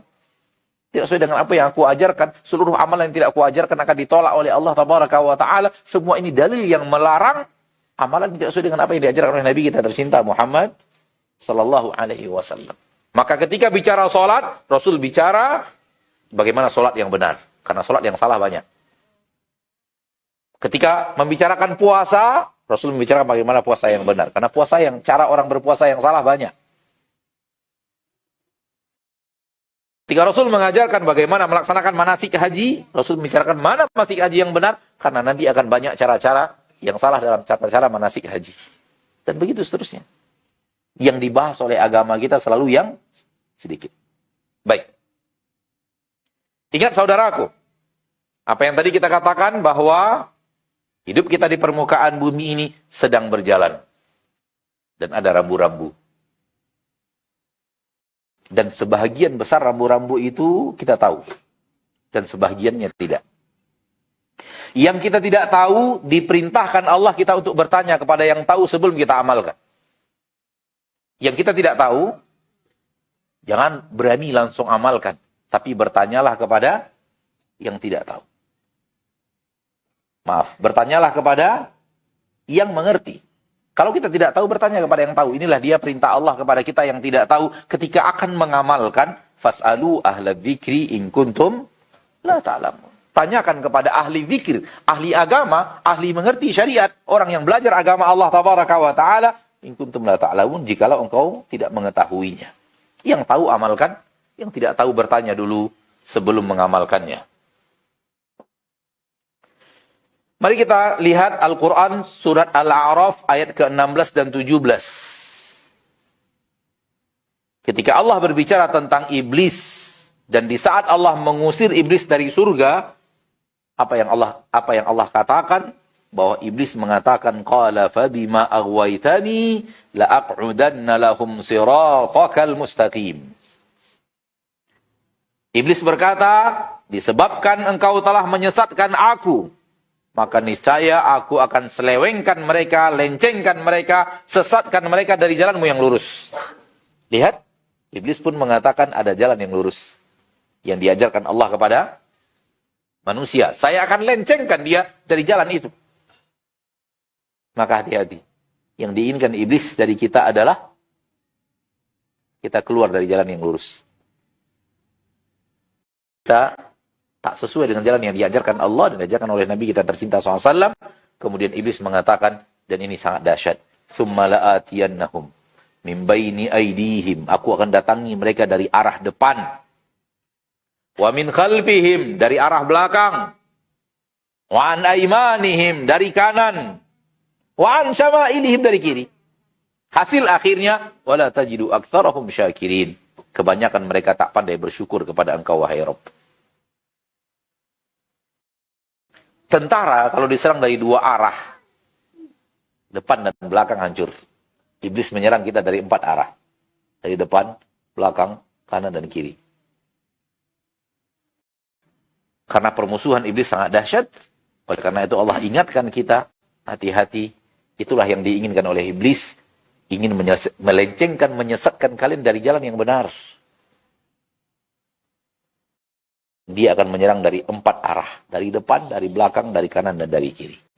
Kata para ulama, dari depan, dari arah bab keyakinan akhirat. Dari belakang, kata Ibnu Abbas, dari urusan dunia. Dari kanan, dari bab-bab kebaikan. Membuat kita tidak ingin melakukannya. Dan tidak ingin mengerjakannya. Dan ingin meninggalkannya. Dan kiri maksudnya adalah dari bab-bab keburukan. Membuat kita suka mengerjakannya. Membuat kita tidak ingin ke akhirat, membuat kita terlalu cinta kepada dunia, membuat kita malas melakukan ketaatan, membuat kita doyan melakukan keburukan. Ini pintu iblis menyesatkan manusia dari yang lurus. Ma'asyiral muslimin, ma'asyiral muslimat, rahimani wa rahimakumullah. Jalan yang lurus ini, ujungnya ada di mana?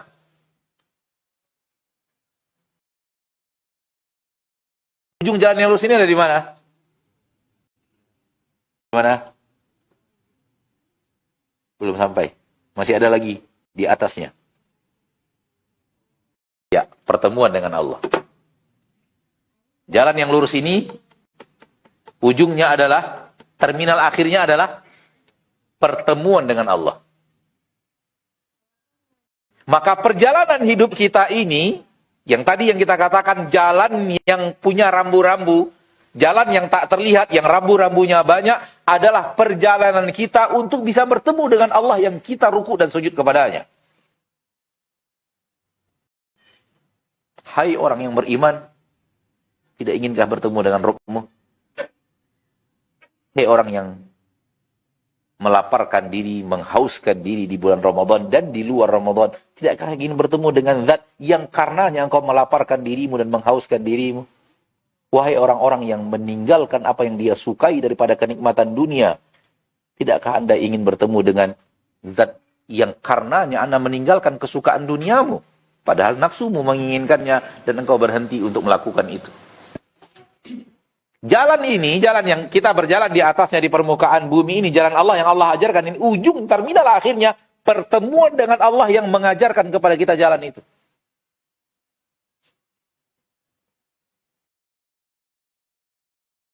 Lihat Al-Quran surah Al-Muzammil ayat yang ke-19.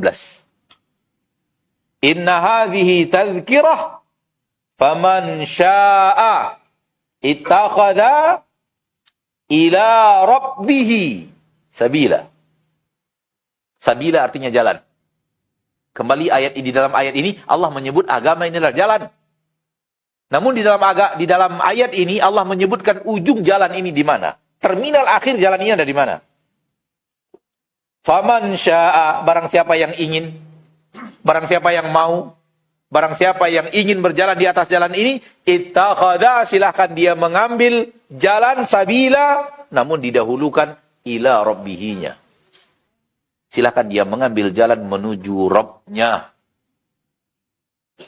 Maka perbuatan kita untuk menyesuaikan diri kita di atas agama Allah, ini sebenarnya adalah perjalanan ruh kita untuk bisa bertemu dengan Allah Tabaraka wa Ta'ala. Perjalanan diri dan jasad kita untuk bisa bertemu dengan Allah Tabaraka wa Ta'ala.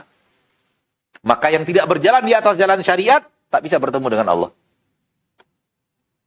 Tak bisa melihat Allah Tabaraka wa Ta'ala Rabbul Izzati wal Jalalah. Itu yang dikatakan oleh Nabi SAW, bahwa di akhirat, di dalam surga, naam, betul surga, tapi bukan surga saja.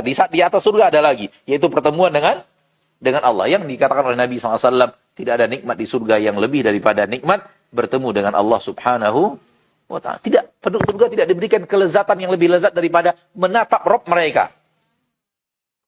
Mata ini melihat Allah.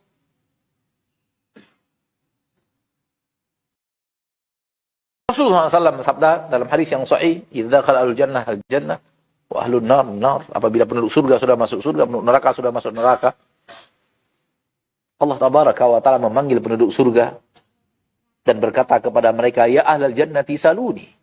Wahai penduduk surga, mintalah kepada aku. Penduduk surga mengatakan, "Alam tubayyit wujuhana, alam tudkhilnal jannah." Wahai Rabb kami meminta apa lagi? Engkau telah masukkan kami ke dalam surga, engkau telah putihkan wajah kami, meminta apa lagi kepada engkau, wahai Rabb? Allah mengatakan, "Ya ahlal jannati saluni." Wahai penduduk surga, minta sesuatu kepada aku. Penduduk surga kembali berkata, "Alam tubayyit wujuhana, alam tudkhilnal jannah." Kami minta apa lagi ya Rabb? Kami sudah dimasukkan ke dalam surga, engkau telah masukkan kami ke dalam surga, dan engkau telah putihkan wajah kami. 3 kali Allah mengatakan, "Ya ahlal jannati saluni." Wahai penduduk surga, minta sesuatu kepada aku. Kembali penduduk surga mengatakan, "Alam tubayyit wujuhana wa alam tudkhilnal jannah." Minta apa lagi wahai Rabb? Wajah kami sudah engkau putihkan dan kami telah engkau masukkan ke dalam surga. Wallahu alam. Penduduk surga sudah lupa bahwa mereka belum bertemu dengan Allah. Padahal di dunia mereka tahu bahwa masalah ini masalah yang diketahui oleh orang yang beriman. Dan orang yang akidahnya benar. Karena sebagian manusia mengingkari pertemuan dengan Allah dalam yang seperti ini. Dan itu bukan akidah yang benar. Akidah yang benar, wujuhun yauma idzin nadhirah ila rabbiha nadhirah. Wajah ini berseri-seri di saat mata ini menatap langsung kepada Allah tabaraka wa taala. Namun di dalam surga mereka lupa ada satu nikmat surga yang dulu disampaikan di dunia belum mereka dapatkan, yaitu menatap kepada wajah Allah, sehingga Allah bertanya, Allah menyuruh meminta, mereka tidak ingat. Ada nikmat surga yang belum mereka dapatkan. Oleh karena itu, Allah mengatakan melihat kepada wajah Allah adalah tambahan. Di mana penduduk surga lagi sudah tidak ada lagi. Tidak ingat lagi ada sesuatu. Saking dahsyatnya nikmat yang mereka dapatkan di surga Allah, semoga ada kita di sana. Maka jalan yang kita tempuh, hati-hati dalam melihat, hati-hati dalam mendengar, hati-hati dalam berbicara, hati-hati dalam melangkah, hati-hati dalam memberi dan menerima. Itu bukan sesuatu yang sepele, saudara. Hasil akhirnya adalah apakah Anda bisa bertemu dengan Allah atau terhalang dari bertemu dengan Allah. Terhalang dari bertemu dengan Allah artinya di neraka. Oleh karena itu ketika Allah bicara penduduk neraka, Allah katakan, kalla innahum ar-rabbihim yawma idin lamahjubun. Dalam surat Al-Mutaffifin. Mereka pada hari itu terhijab untuk bertemu dengan Rabb mereka. Allah tidak mau memperlihatkan dirinya kepada penduduk neraka. Hanya kepada penduduk surga. Semoga saudara-saudari kita yang mengingkari akidah bertemu dengan Allah dan melihat kepada wajah Allah tabaraka wa ta'ala diberikan hidayah. Rasulullah SAW mengatakan, innakum satarawna rabbakum. Sesungguhnya kalian pasti akan melihat Rabb kalian. Kama tarawnal qamara lailatal badri. Sebagaimana kalian melihat rembulan di malam purnama. Tidak menyamakan Allah dengan purnama. Menyamakan cara melihat. Oleh karena itu, mustahil ini maknanya adalah menanti rahmat Allah. Yang benar itu melihat. Sebagaimana kalian melihat bulan di malam purnama. Melihat mata. Namun ini diingkari oleh sebagian umat Islam zaman sekarang. Karena mereka tidak beriman adanya wajah Allah. Lalu kemudian mengingkari adanya bertemu dengan Allah. Melihat kepada wajah Allah. Sementara Rasulullah SAW berdoa kepada Allah agar diberikan nikmat melihat kepada wajah Allah yang mulia dan diikuti oleh orang-orang yang beriman. Kapan? Apabila kita bisa berjalan di atas jalan Allah, dan itu yang tidak diinginkan iblis. Oleh karena itu, cita-cita iblis adalah menyesatkan kita dari jalan yang lurus ini.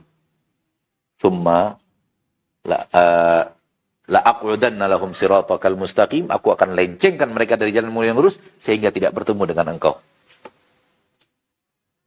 Mudah-mudahan kita termasuk orang-orang yang mau diatur oleh Allah di dalam Al-Quran, yang mau diatur oleh Nabi kita tercinta SAW di dalam sunnah beliau, karena itulah jalan yang lurus, yang absolut, benar-benar ke hal yang tidak bisa diragukan bahwa itulah jalan yang lurus.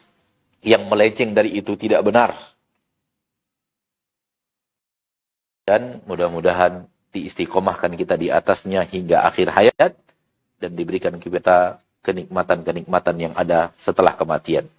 Amin ya rabbal alamin. Ini yang bisa Anda sampaikan secara materi pada kesempatan yang berbahagia ini, dan dalam waktu yang tersisa kita gunakan menjawab beberapa pertanyaan. Wassallallahu wasallam wa baraka wa an'am ala abdihi wa rasulihi Muhammad.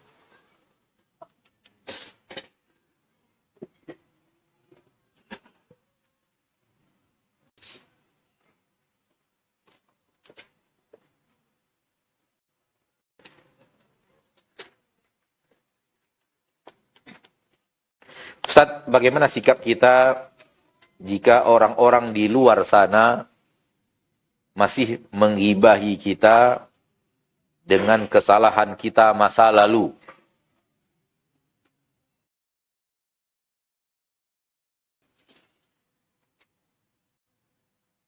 Kalau kita sudah paham apa yang tadi saya sampaikan, kalau kita sudah paham dengan apa yang tadi Ana sampaikan, maka ketahuilah bahwa perjalanan kita di atas jalan ini, mengikuti rambu-rambu ini, perjalanan individu.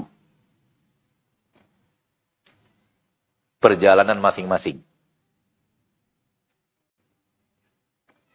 Sebagaimana di akhirat, pertanggungjawaban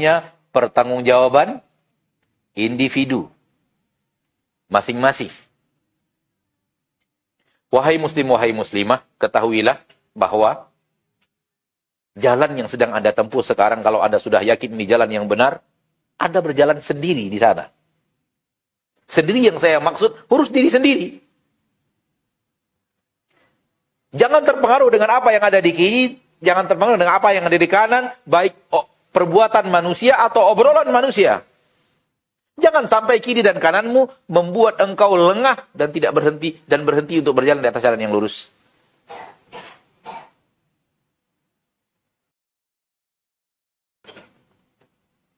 Apa yang membuat kita sakit di saat orang lain berbicara masa lalu kita? Padahal memang kita dengan masa lalu kita adalah orang yang buruk.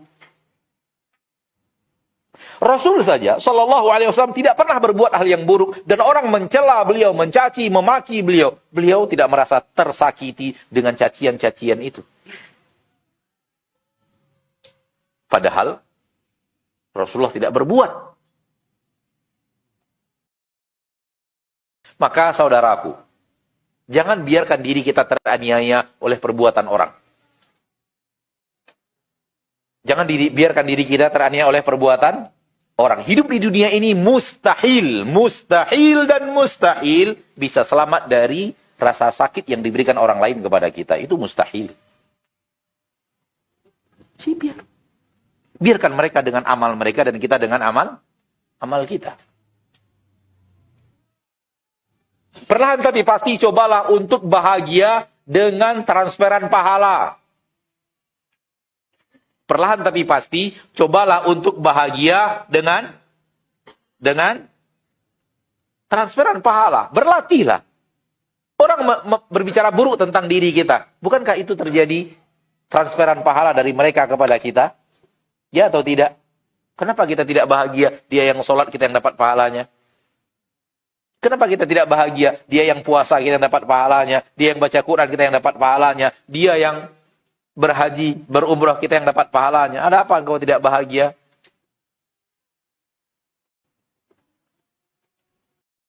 Bukankah hidup di dunia ini ingin cari pahala sebanyak-banyaknya? Dan tidakkah kita bahagia orang yang mencari pahala, kita yang menikmati pahalanya?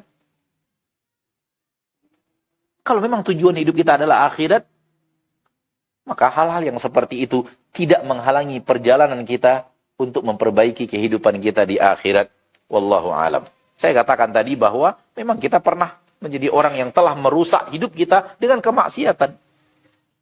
Dan kalau itu bahagian daripada sesuatu yang dibicarakan orang, memang kita itu seperti itu dahulunya.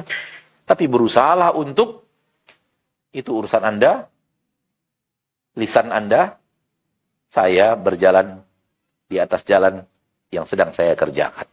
Maka cari keindahan beragama masing-masing.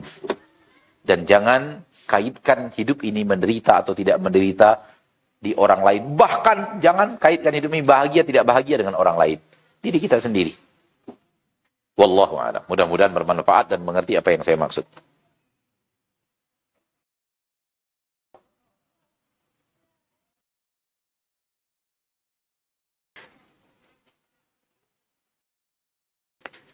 Apakah amalan bid'ah berkaitan dengan kesyirikan? Bagaimana menyikapinya kalau dilakukan di lingkungan kita atau di keluarga kita? Kalau bagaimana dilakukan di lingkungan kita atau di keluarga kita, jawabannya seperti yang jawaban pertama tadi. Beragama masing-masing. Beragama masing-masing. Bahkan sholat berjamaah ini sebenarnya sholat masing-masing. Bukankah antum dengan sholat antum sendiri? Cuman gerakannya mengikuti imam, ya atau tidak? Sebenarnya sholat berjamaah ini sholat masing-masing juga. Tapi kewajiban kita, gerakannya harus mengikuti gerakan imam. Nggak boleh tidak. Namun tidak menutup kemungkinan imamnya dapat pahala setengah, kita dapat pahala penuh. Atau sebaliknya.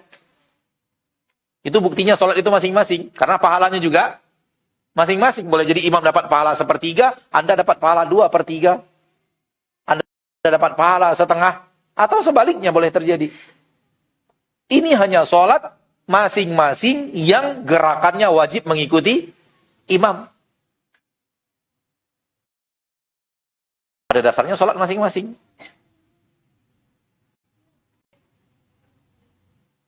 Oleh karena itu ketika individunya tidak ingin sholat berjamaah, sulit untuk membentuk sholat berjamaah itu. Akhirnya sholat jamaah itu diundang dengan acara. Acara makan-makan, acara apa.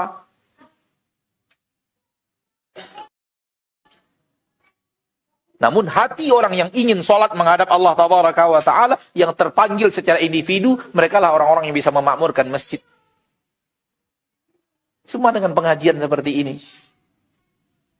Kenapa bisa pengajian seperti ini? Karena adanya individu-individu yang ingin beragama dan terpanggil untuk belajar agama Allah, sehingga datang untuk belajar. Untuk mengetahui mana yang hak, mana yang benar, dan menanyakannya, dan mendengarkan tausiah, semoga bermanfaat untuk kehidupan dunia sampai akhirat. Keinginan itulah yang membuat antum hadir, si A hadir, si C hadir, si X hadir, akhirnya berkumpullah kita. Dengan izin Allah Tabaraka wa Ta'ala. Dan betapa banyaknya orang-orang yang tidak hadir walaupun sudah ada kesempatan untuk hadir. Maka beragama masing-masing.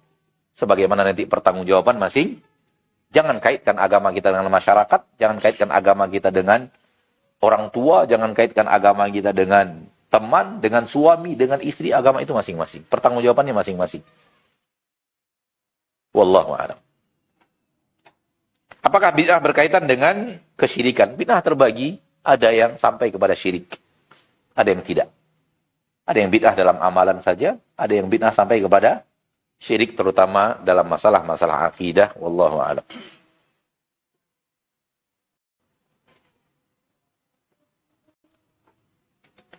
Bagaimana kalau kita sudah menasihati seseorang untuk sholat, tapi dia mengatakan kita belum tentu baik dari dia?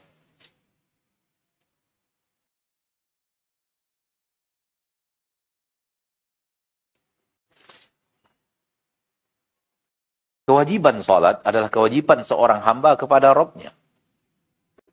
Ketika si hamba A sholat, si hamba B tidak sholat, dalam bab ini jelas si A lebih baik daripada si B. Jelas. Dalam bab ini. Dalam masalah si A mengerjakan sholat, si B tidak mengerjakan sholat, sudah jelas dalam bab ini si A lebih baik daripada, itu sudah jelas. Jangan antum ditarik kepada bahasan yang lain. Nah, secara umum, ya, kita belum tentu lebih baik daripada dia. Tapi di dalam masalah kewajiban untuk ruku dan sujud, ada kewajiban untuk datang. Maka, tarik kepada bahasan sholatnya saja. Jangan tarik kepada bahasan yang lebih umum lagi. Soal mana lebih baik, urusan memang urusan dengan Allah. Tapi soal kewajiban ruku dan sujud 5 kali sehari dan semalam, itu kewajiban setiap hamba yang harus dikerjakan. Dan Allah murka kalau kita tidak mengerjakannya. Wallahu a'lam. Kadang-kadang orang, masalah ini dilarikan kepada masalah yang lain agar masalah ini menjadi buram. Anda sholat, belum tentu ada lebih baik daripada saya. Maka biarkan saya tidak sholat, begitu. Nah.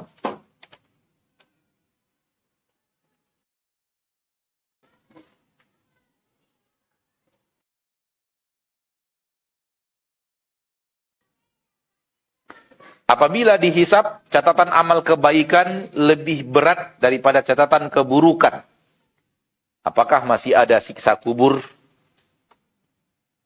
Sejauh yang Anda tahu, bahasan siksa kubur, bahasan siksa kubur. Bahasan padang mahsyar, bahasan padang mahsyar. Yang mengikatnya, kalau begini, nanti pasti akan begini. Kalau begini, nanti pasti akan begini. Itu butuh dalil lagi. Anda tidak tahu dalilnya. Karena ini masalah gaib. Dan masalah gaib kita dilarang berbicara tanpa ilmu. Masalah gaib kita dilarang bicara tanpa ilmu. Ini pertanyaan detail. Ada timbangan padang mahsyar.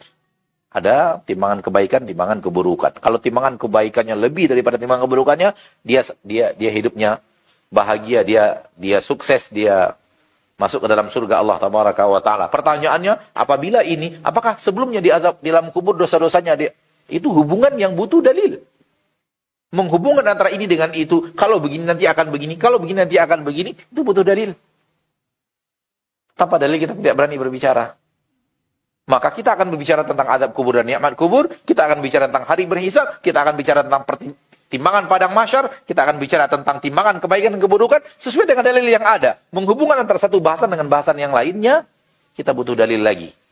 Dan sejauh ini ilmu ana tidak cukup untuk mengetahui apakah ada koneksi antara yang ditanyakan. Oleh karena itu jawaban ana tidak tahu.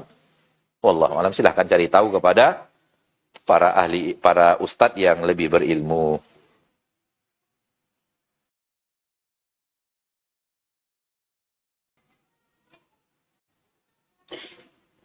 Setelah sholat isya, mana yang lebih afdol, sholat ba'diyah atau zikir?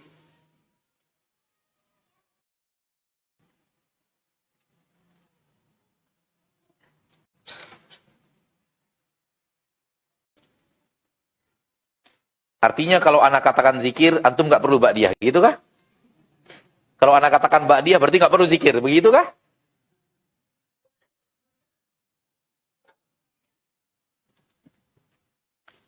Selagi dua-duanya adalah hal yang diperintahkan, walau tidak wajib, maka menggabungkan itu lebih baik daripada memisahkan. Selagi kedua-duanya adalah kebaikan, maka menggabungkannya lebih baik daripada memisahkannya. Walau memisahkannya bukanlah keburukan. Menggabungkannya lebih baik daripada memisahkan. Walau memisahkannya bukanlah keburukan. Kalau antum pilih berzikir saja, ya silahkan. Kalau antum tinggalkan zikir, lalu sholat ba'diyah, ya silahkan. Itu dua-duanya adalah kebaikan, bukan keburukan. Namun, menggabungkan dua kebaikan lebih afdol. Menggabungkan dua kebaikan lebih afdol. Syekh Abdul Muhsin Al-Abbad, ayahnya Syekh Abdul Razak, ditanya, dan ana hadir di majlis ketika itu. Dengan pertanyaan berikut.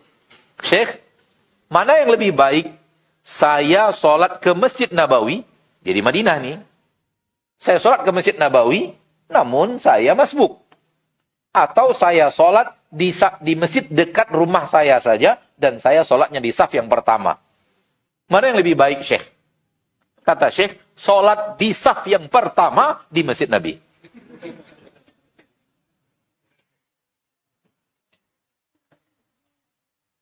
Jawaban singkat yang benar-benar ilmiah dan membuat kami ketawa seperti antum ketawa juga, tapi penuh pelajaran bahwa menggabungkan dua kebaikan itu yang terbaik. Namun terpisah pun dua-duanya kebaikan. Anda sholat di saf yang pertama di masjid dekat rumah, ada keutamaan-keutamaan tentang saf yang pertama. Anda sholat ke Masjid Nabawi, walaupun masbuk, ada keutamaan-keutamaan sholat di Masjid Nabawi. Keutamaan masjidnya, keutamaan panjangnya perjalanan kaki ke masjid, keutamaan sholat berjamaah lebih banyak daripada yang lainnya. Dua-duanya bukanlah keburukan. Namun, antara dua kebaikan, jangan diadu dia, sehingga salah satunya harus tumbang.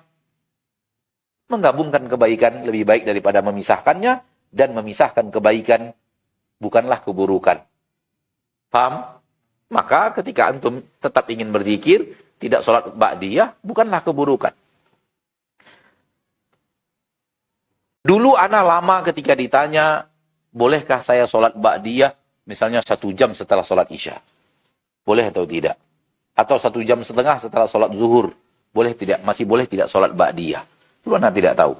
Tidak bisa memberikan jawaban. Sehingga yang ana katakan, sejauh yang ana tahu, sholat-sholat ba'diyah itu mengiringi sholat-sholat fardu. Dan ini sudah terpisah. Usahakan mendekati dekat dengan sholat fardu. Sampai ana mendapatkan fatwa dari seorang ahli ilmu belum lama ini, hitungan 1,5 tahun atau 2 tahun belakangan, dapatkan fatwa dari ahli ilmu bahwa waktu sholat ba'diyah adalah sampai datang sholat berikutnya. Waktu sholat ba'diyah adalah sampai datang sholat berikutnya. Maka apabila antum niatkan ingin sholat ba'diyah, diniatkan nanti sampai di rumah baru sholat ba'diyah, di sini dulu zikir dulu, maka boleh. Cuman biasanya syaitan lebih mahir. Nah, itu dia. Biasanya syaitan lebih, nanti ajalah, habis nanti, tinggal nanti. Ya. Oleh karena itu, kalau memang antum merasa diri sangat mudah untuk diajak syaitan tidak ba'diyah kalau diundur nanti, segerakan. Segerakan, wallahu alam. Namun sekali lagi, kalau toh pun ada yang ditinggalkan, bukanlah apa? Bukanlah keburukan. Bukanlah keburukan.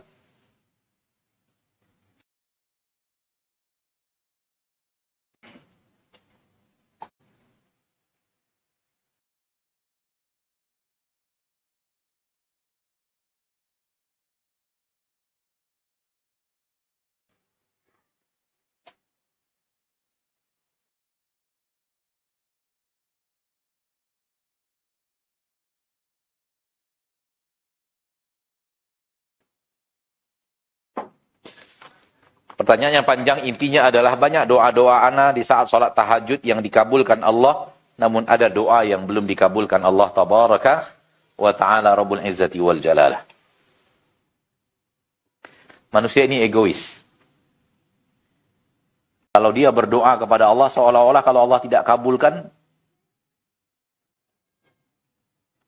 seolah-olah ada yang keliru daripada perbuatan Allah tabaraka wa ta'ala Rabbul Izzati wal Jalalah. Dia ingin permintaannya dikabulkan terus oleh Allah tabaraka wa ta'ala Rabbul Izzah. Saudaraku, biarkan alam ini berjalan sesuai dengan keinginan penciptanya, bukan engkau. Biarkan alam ini berjalan sesuai dengan keinginan penciptanya. Dan ridholah dengan keputusan Allah. Dan pasti dalam keputusan Allah itu penuh dengan ilmu, penuh dengan rahmat, penuh dengan keadilan dan kebijaksanaan.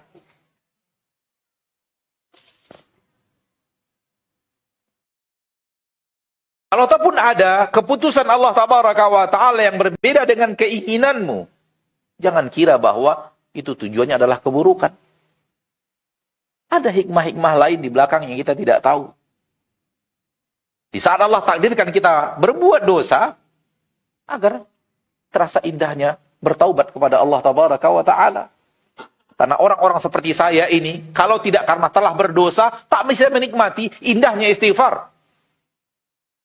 Berbeda dengan orang-orang yang hatinya sudah luar biasa seperti para sahabat, apalagi para nabi dan para rasul, yang menikmati indahnya istighfar, walau nabi dan rasul tidak berbuat dosa.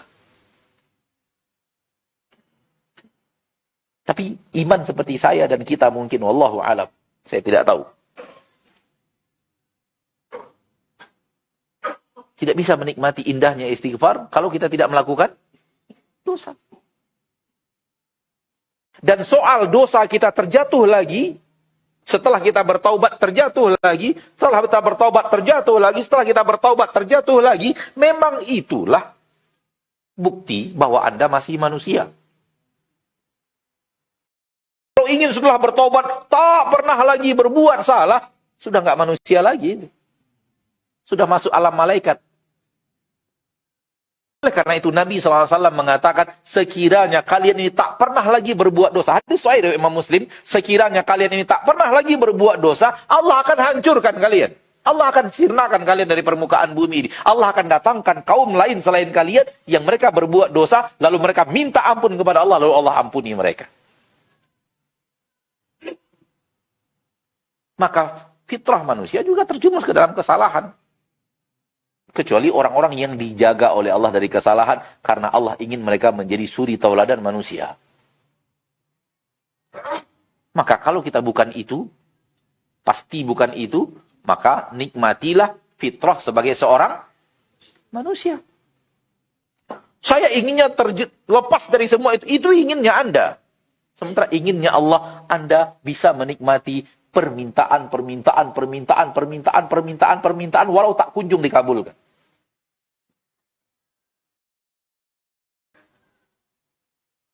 Nyinyirnya kita minta sesuatu kepada Allah itu sangat dicintai Allah.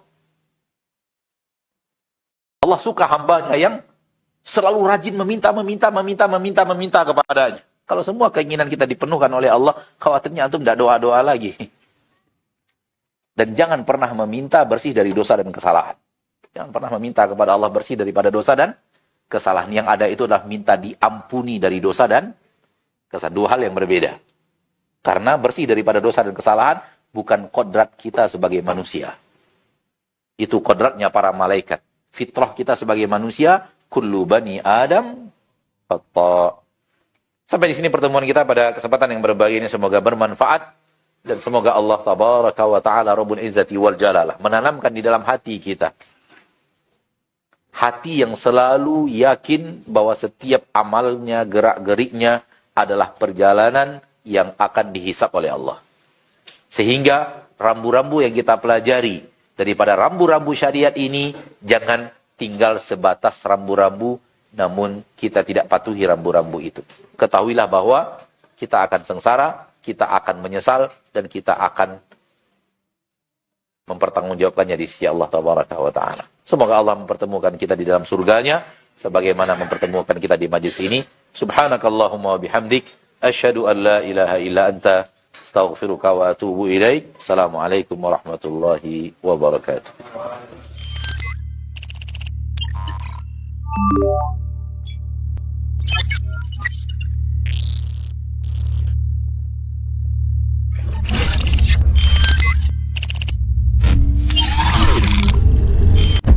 Ikutilah kajian akbar bersama Ustaz Abu Zubair Hawari LCMA dengan tema Aku Ingin Seperti Mereka. Imam Malik rahimahullah ta'ala juga berkata, aku ini hanyalah manusia biasa. Kadang aku keliru, kadang aku benar. Ahad 9 Februari 2025 pukul 9 waktu Indonesia Barat di Masjid Al-Hijrah, Markas Sunnah Nusantara Al-Hijrah, Pekanbaru. Maka lihatlah di dalam kitabku, lihatlah pendapat-pendapatku. Semua yang sesuai dengan Al-Quran dan Sunnah, maka ambil. Dan semua perkataanku, pendapatku yang aku tuliskan di kitab-kitabku tidak sesuai dengan Al-Quran dan Sunnah, maka tinggalkan. Saksikan di Asil TV.